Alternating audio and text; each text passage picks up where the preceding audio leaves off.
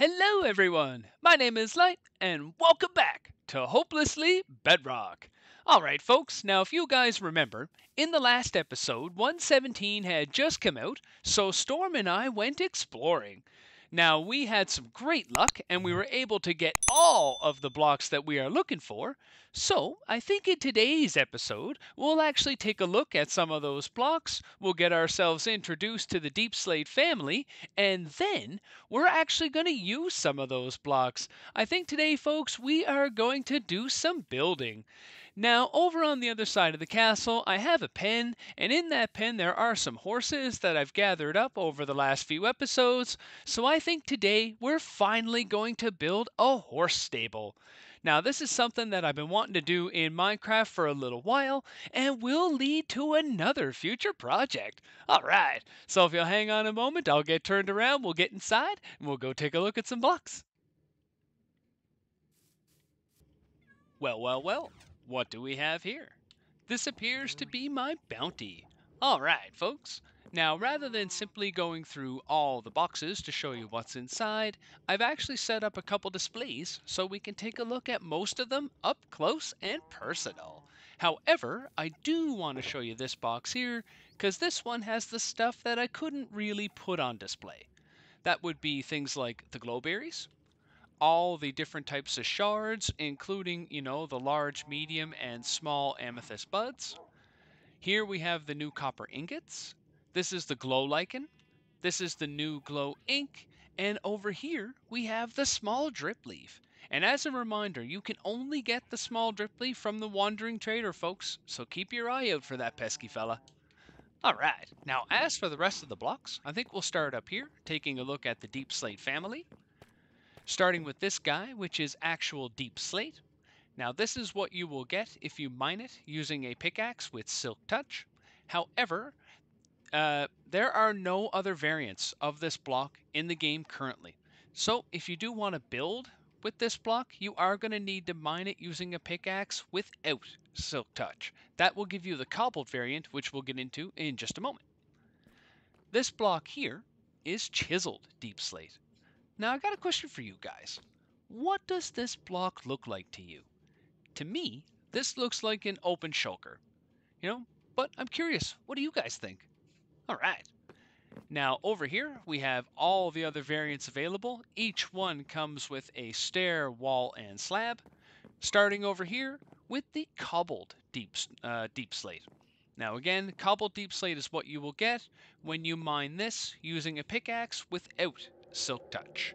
And it is using cobbled deep slate that gives us access to all the other variants. Now this here is called polished deep slate. I think this block is absolutely beautiful. These are the deep slate bricks. And finally here in the back, these are deep slate tiles. Again, absolutely beautiful blocks. Very happy to have these in the game. As a heads up, these two here also come in a cracked variant. I didn't bother putting those out though, because they're exactly the same except with some cracks. Alright, now I can't wait to build with these things, and in the horse stable that we build today, we're actually going to use a bunch of these. Alright, now if we go down here to the other corner, I have a few other displays. We'll start over here. This is the new moss block. If you've ever played with shaders before, this will remind you of the grass with textures on all sides. So I absolutely love this block. I think it really opens things up for a lot of terraforming and, even a lot of terra destroying, if you know what I mean. All right. Now this is the dripstone. On top we have one of the pointed dripstones. This block here is called Tough. There are no other variations in the game for Tough, so if you're going to use this for any type of decorating, it's this block as is. I'm not a big fan of the texture, but I could see it having use in maybe walkways, things like that. We'll see. Over here, we have the 3 blocks that you would see if you go into a geode. This one here is called Smooth Basalt. You can also get a hold of this by taking regular basalt and running it through a furnace. This block here is called Calcite. Again, there are no other variants for this block in the game, but I am a fan of this block. I find it kind of marbly, and I could see a lot of uses for this, especially in floors.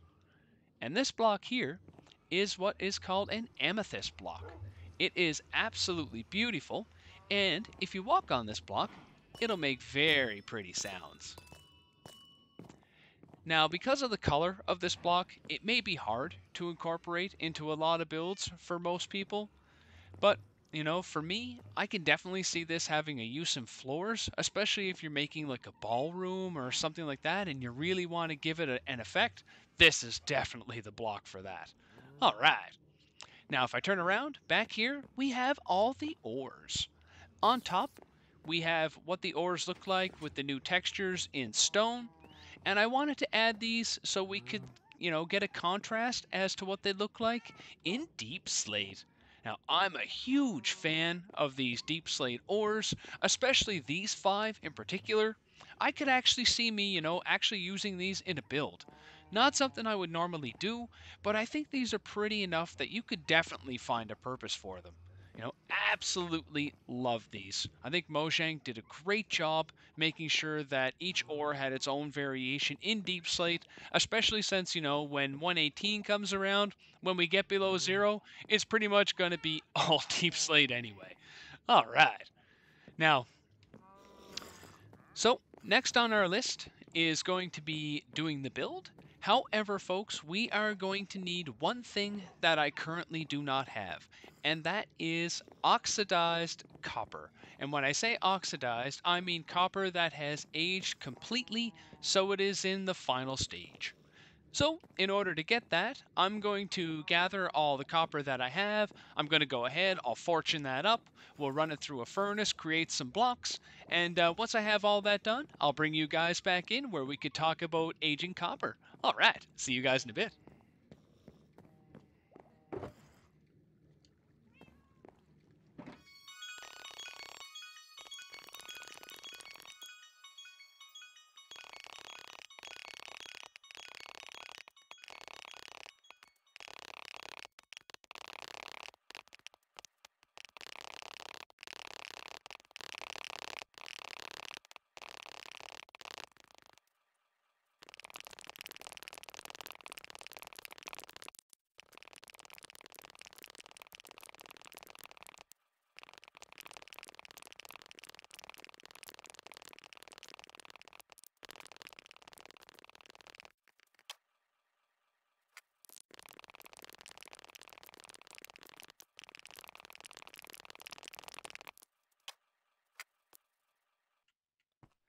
Well, folks, that took ages. But I gotta say, it was well worth it. Now, during this, I learned 2 things, guys. One, this smelting setup is absolute trash, and in a near future episode, we are definitely going to replace this with a brand new super smelter. So that should be a lot of fun when we get to that. Now, as well, I've also learned that the return from copper is ridiculous when you're using a fortune pick. If you'll remember, I had just under 6 stacks of raw copper that we fortuned to get all the raw copper ore, which was about, just under 36 stacks or so, because I already had some on me, plus we got like 35 from actually fortuning the blocks. Now, after smelting it all up and combining everything all together, in the end, we ended up with almost 4 stacks of copper blocks. Absolutely incredible. Knowing that the return is that good, I'm going to have no issue going mining for this stuff because I'm definitely going to need more for some of the projects that I have planned. All right. Now, as for copper, the regular copper block actually has no variance. But if you were to throw it in a stone cutter, you'll notice there is another copper block, which is called the cut copper block. And that actually has 2 variants, which is a slab and a stair. Now, they are really nice blocks, and if we include these blocks in our builds, over time, they will oxidize and get that beautiful green copper effect, like you see on a lot of really old buildings that have those copper roofs, that have greened over time. That is what these blocks will do. Now, there are different stages for it. I think there's 4 or so different stages. And Minecraft has actually added a couple mechanics that will allow us to either retain or remove the stages. So, if you do include them in your build and they get to the oxidation point that you like, we can actually use honeycomb to wax the blocks, and that will preserve the stage it is at. Now, if at some point you decide, that you want to change that, you can grab your axe and take the wax off. And then, if you want to take it back a few stages, you can grab your axe again and actually scrape the stages off, taking the blocks back to that beautiful copper initial stage. I find that fantastic, and I'm happy that Minecraft added those mechanics in the game. Now, as for me, I'm going for the fully oxidized copper because that's the color that I want to use in my builds. So that being said, we are going to have to lay out some of this copper so we can let it oxidize. And now that brings me to my next point is, what is the best method, for doing this with our copper? Well, folks, based on, the reading I've been doing, the videos I've seen, all the information I've heard, it is best to lay your copper blocks out with some space. Give them room. If you put too many together, you will notice that your blocks will take a very long time to oxidize, versus if you spread them out, basically, make your blocks do some social distancing, you'll see that they oxidize much more over time. So, to give you an example, if I had one copper block here, I'm going to move over, say, 1, 2, 3, 4 blocks. We'll put another one there, and I would continue that same thing all the way across. So I'm actually going to go ahead and do that with the copper that I have, create a bunch of copper lines. Now, after that, I'm going to go ahead, we'll let it all oxidize. That's going to take some time, including probably a bunch of AFK time. And then once everything is all done and the blocks are all oxidized, I'll bring you guys back in so we can take a look at the field. See you then. Ladies and gentlemen, we have a copper field. Alright, so now, like I say, this will take some time for all of this copper to oxidize, so I'm going to go ahead and I'll wait for that to get done. Hey folks, just thought I'd bring everybody back in for a quick update. As we can see, we definitely have a lot of progress on our field here. We actually have some blocks that are completely done. Those are the really green ones down there. So I'm going to go ahead, I'll collect all those blocks, and yeah, I'll bring you guys back in later when we're a little farther along. Alright, so a ton of time has passed, folks, and I mean a ton of time. But as you can see, the copper is done. Those are the last 6 blocks. I have collected every other block up until now, and yeah, those are the last 6, so everything is done. So what I'm going to do next is, of course, I'm going to go down, I'm going to collect those blocks.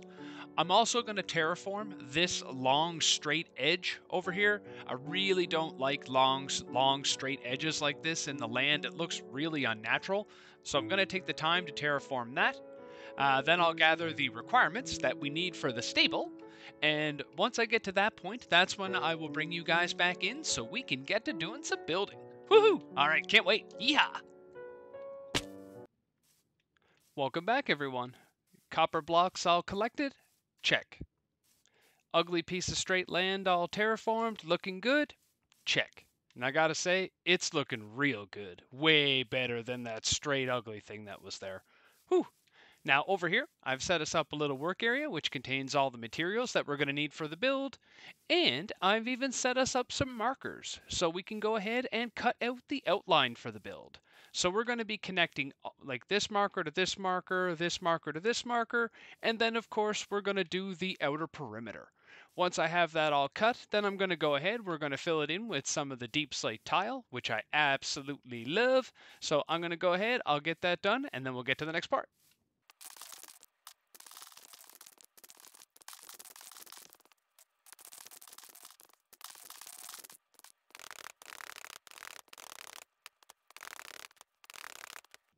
All right, folks, and there we have it. That is the outline.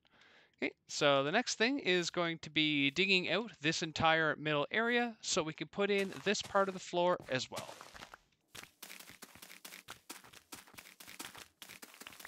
And you might be wondering what happened to my shovel here, guys. Well, let's just say, there was a little accident in the end where I died when we were trying to move a shulker, which is pretty much successful, by the way. And unfortunately, I lost my shovel and my helmet over the side to the void. Now, luckily, I did have this particular shovel on hand, but as you can see, I still got some work to do on it.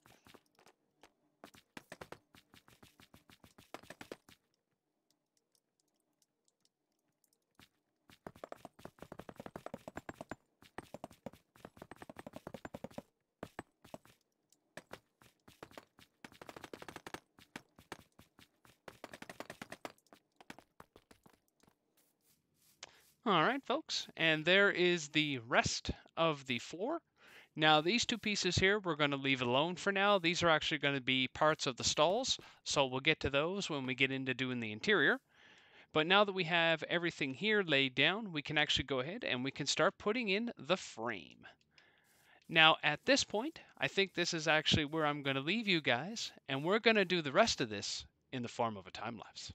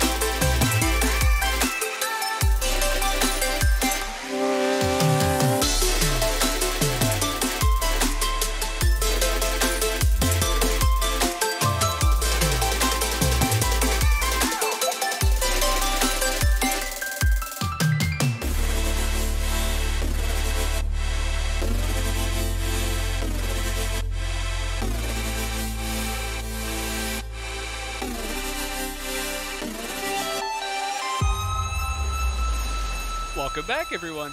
I hope you enjoyed the time lapse, and I really hope you're enjoying the RTX. That is right, folks. We have had an upgrade. We now have Minecraft in RTX. Whew, and it is beautiful. Absolutely beautiful. Now, we won't be using this all the time, but I guarantee you guys will be seeing more of this in the future. All right. Well, since we never really got a good look at the inside while I was building it, let's go in and have a good look now. Look at this, guys. Look how shiny everything is. Oh, beautiful. Absolutely beautiful. And look at this. With the realistic lighting, the way everything is dark in the corners and shadowy like it should be. Oh, absolutely unreal, guys. Absolutely unreal. Now, we're not quite done this build yet. We do still have to move the horses and all that inside. As you can see, we got some horses over here, and there's another horse out back of the castle. However, that's not something we're going to do now. I think we'll do that in the next episode. So, on that note, that is all I have time for today. Once again, my name is Light, and thanks for stopping by. Bye!